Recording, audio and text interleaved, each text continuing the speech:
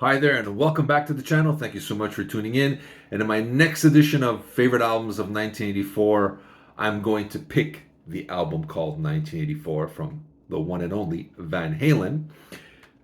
Album doesn't need an introduction. I think most people know Jump, Panama, Hot for Teacher, I'll Wait. But there's also Top Jimmy is a great song, Girl Gone Bad, House of Pain dropped. The whole album is fantastic. There's kind of two sides. There's the keyboard side and a little bit heavier guitar into like Girl Gone Bad, House of Pain, Top Jimmy. Sounds a little bit more of the older Van Halen.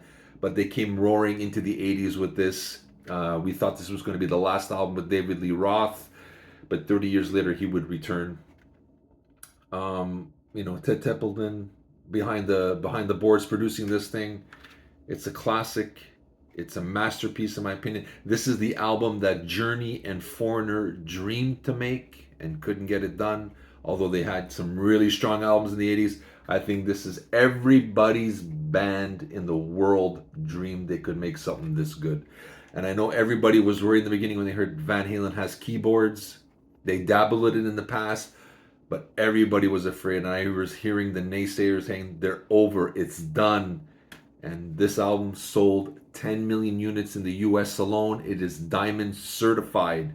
It is one of the biggest albums of their career, and for good reason. All the songs are good. It's catchy, great guitar playing. David Lee Roth's got his charisma, his mojo in full force. The drumming on Hot for Teacher is phenomenal.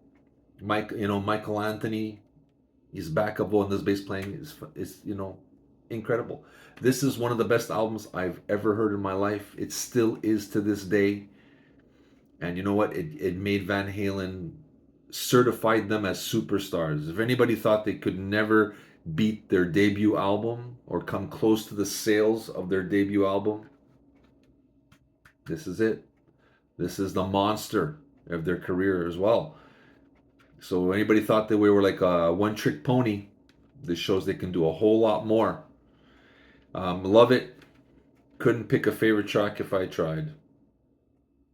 Love them all. I could never pick one. Every week it would change. But if I have to go today, I'll Wait still my favorite. Michael McDonald uncredited on here on that song. Panama, I love Top Jimmy. Drop Dead Legs is still not. I still love that song. I don't know.